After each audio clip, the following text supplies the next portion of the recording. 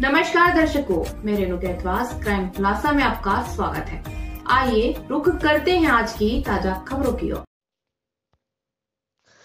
नमस्कार दोस्तों, क्राइम खुलासा न्यूज में आपका बहुत बहुत स्वागत है। इस वक्त की एक बड़ी खबर उत्तर प्रदेश जनपद सीतापुर के थाना महमूदाबाद के ग्राम पंचायत मल्लाहपुर से आ रही है, जहां पर आजाद अधिकार सेना युवा मोर्चा के प्रदेश अध्यक्ष जितेंद्र तिवारी के नेतृत्व में आज दिवंगत विजयदास बाबा के आश्रम पर श्रद्धांजलि सभा का आयोजन किया गया।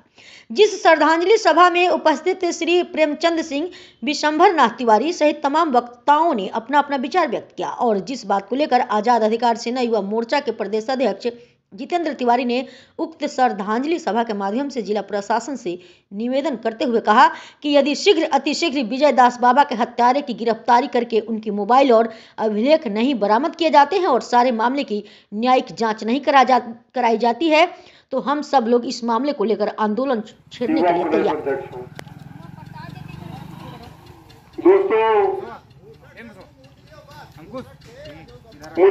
मैं ज्यादा बाबा के नजदीक तो नहीं रहा हूँ, थोड़ा आप लोग शांत रहिए, कुछ होने वाला नहीं है। ईश्वर का नाम लो। बाबा जी के ज्यादा नजदीक तो नहीं रहा हूँ, लेकिन 2-3 बार कार्यक्रम में मेरी मुलाकात हुई है।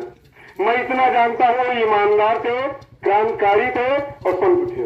मैं इतना जानता हूँ, जहाँ उनको याद किया गया वो पहुंचे थे। आपको बताऊं, सबसे पहले मेरी मुलाकात हमारे अंकल विशंभर तिवारी जी हैं। हमारी उनकी पहली मुलाकात देवेश्वर आश्रम के नीमसार में हुई थी। क्या समझी? सही है ना। दूसरा, हमारी मुलाकात हमारे गांव पर गए थे एक खबर चलवाने के लिए। शायद मैंने खबर चलाया था कि बैंक ने दिया, गारंटी पत्र मांग रहा है पैसा, मैंने खबर चलाई थी। इसके बाद तीसरी मुलाकात ये जो है कौन स्थान है जहाँ गौशाला का उद्घाटन था, वहां हम आए थे करीब, प्यारे लाल जी के यहाँ, वहां हम लोगों की मुलाकात हुई थी। दोस्तों, आपको बताओ, मुझे जानकारी हुई कि बाबा विजयदास जी की हत्या हो गई। हम उसी दिन से सोचने लगे हत्या का क्या मामला है, कैसे हत्या हुई है, हत्या का क्या कारण था। देखते देखते ये देखा, लाश पोस्टमार्टम भेजी गई, पोस्टमार्टम की आई, इसके बाद में मिट्टी भी दी गई, लेकिन एफआईआर नहीं दर्ज की गई। जब हमें सूचना मिली एफआईआर नहीं दर्ज की गई तो हमने सोचा अच्छा। फिर मैंने सारे पेपर मंगवा करके आईजी को, चीफ सेक्रेटरी यूपी गवर्नमेंट को, डीजीपी को, इसके बाद मुख्यमंत्री को ट्वीट कर दिया। हमने कहा इसकी एफआईआर 4 दिन हो रहे नहीं लिखी गई। ज्यादा ज्यादा 15 मिनट का समय लगा होगा। मेरे पास आपके सीतापुर की पुलिस द्वारा मैसेज भेजा गया कि एफआईआर दर्ज कर ली गई और मैसेज भेजा गया कि अपराधियों की धरपकड़ जारी है। हम कहा ठीक। अब जब मैंने सोचा ज्यादा गहराई से देखा है, तो गहराई से देखा तो हमें पता चला कि बाबा जी ने ग्राम पंचायत से संबंधित कोई आरटीआई मांगी थी। आरटीआई मांगी थी, उनको सूचना नहीं दी गई, बल्कि उनको थाने पे बैठाकर दबाव डाल करके सुलह समझौता करवाया गया। और जानकारी मुझे मिली कि उन्होंने जब सुलह समझौता करवाया गया, इसके बाद उनसे जान से मारने की धमकी भी दी गई थी। जैसा मुझे जानकारी मिला, मैं आपको बता रहा हूं, उनको जान से मारने की धमकी दी गई और बताया गया योजनाबद्ध तरीके से कहीं तुम्हारे कुटिया में चिप्पर रखवा देंगे, ये रखवा दे, और यानी किसी तरह से उनको जेल भिजवा देंगे। ये उनको धमकियां दी गई, जिस संबंध में उनके द्वारा श्रीमान पुलिस अधीक्षक महोदय सीतापुर को 24/9/2022 को प्रार्थना पत्र दिया गया था कि संबंधित लोगों के खिलाफ एफआईआर दर्ज की जाए। मुझे धमकियां दी गई, लेकिन एफआईआर नहीं दर्ज की गई। इसके बाद उन्होंने न्यायालय में 156(3) किया। 156(3) करने पर क्या होता है कि थाने से न्यायालय द्वारा रिपोर्ट मांगी गई कि एफआईआर लिखी गई है कि नहीं। तो न्यायालय से, यानी थाने से रिपोर्ट जाती कि इस संबंध में हमारे थाने पे कोई एफआईआर नहीं लिखी गई है। फिर क्या हुआ, उन्होंने न्यायालय ने रिपोर्ट देकर के स्वतः संज्ञान ले लिया और वहीं से सारे अपराधियों को नोटिस जारी की गई, जिसकी शायद 1 जनवरी 2024 को तलबी की पेशी लगी है अपराधियों की। उसके 10 दिन पहले बाबा जी की हत्या कर दी गई। बाबा जी की हत्या की गई। इसके बाद उनके भाई जो है रामबरन जी के द्वारा 4 लोगों के खिलाफ तहरीर दी गई। 4 लोगों के खिलाफ तहरीर दी गई और 4 लोगों के खिलाफ FIR लिखी गई, जिसमें से अब तक जैसा मुझे जानकारी मिला है एक अपराधी उसमें से पकड़ा गया है और अदर से पकड़ा गया है। ठीक, मैं ये नहीं कहता हूं कि जो है जो अपराधी गिरफ्तार किए गए वो फर्जी है, क्योंकि मैं मौके पर था नहीं, मैं नहीं कह सकता उन्होंने मारा नहीं, लेकिन हो सकता है उन्होंने मारा, कबूल कर लिया तो सही उन्होंने मारा, लेकिन उनका भी रोल है। जिन 8 लोगों ने पहले धमकी दिया था, कहिए कि गलत बताइए आप लोग, उनका भी रोल है। मैं नहीं कह रहा हूं कि पुलिस ने गलत मुलजिम को जेल भेजा है, गलत भेज रही है, वो भी सही कर रही है, लेकिन उनके साथ जिन 8 लोगों ने उनको धमकियां दी थी वो भी अपराधी है। सबसे अपराधी बड़ा वो है जो अपराधियों का संरक्षण देने का सबसे बड़ा अपराधी तत्कालीन पुलिस अधीक्षक और जो 24/9/2022 को पुलिस अधीक्षक के रूप में तैनात था। बताओ अपराधी है कि नहीं है? अपराधियों से ज्यादा अपराधी तो पुलिस अधीक्षक है जिसने संरक्षण दिया। इतना ही मैंने जब सुना तो हमने कहा ठीक है, इसकी एक श्रद्धांजलि सभा आयोजित की जाए, उसी में सारे मित्रों से बैठ करके बात कर लिया जाए। तो इसलिए यहाँ पर जितने गरीब निर्बल निसहाय नौजवान साथी आए हैं, परम पूज्य बाबा जय गुरुदेव जी महाराज के शिष्य जो हमारे गुरु भाई आए हैं, इसके अलावा जो भारतीय सुभाष सेना के एक कार्यकर्ता है, उनको सबको मैं प्रणाम करता हूँ। और मैं क्राइम प्लासा न्यूज की तरफ से, आजाद अधिकार सेना की तरफ से और जितने लोग हैं सबकी तरफ से तो जो है परम संत श्री विजयदास जी महाराज की चरण में श्रद्धांजलि समर्पित करता हूं। और आपको बताऊं, अगर आप लोग कंधे में कंधा मिलाने को तैयार हैं तो मैं पीछे हटने को तैयार नहीं हूं।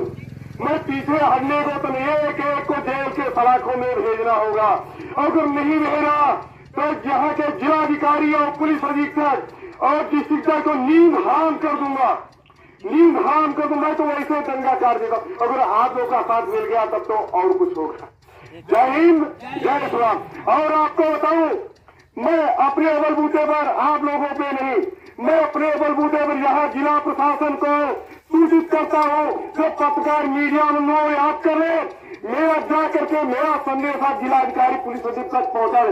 अगर 15 दिन के अंदर अगर अपराधियों की गिरफ्तारी नहीं की गई तो 16वें दिन, अगर 15 दिन के अंदर नामित अपराधियों की गिरफ्तारी नहीं की जाती है और इसकी न्यायिक जांच नहीं कराई जाती है तो ठीक 16वें दिन मेरा कार्यक्रम होगा और मैं धरना दूंगा, अनशन बैठूंगा, नींद हराम कर दूंगा। तो आप लोग मेरे हाथ कंधे में कंधा मिलाकर मेरा साथ दे, हमें विश्वास दिलाए कि मैं आपके साथ हूँ, आप हाथ उठाए। जय हिंद, जय हिंद।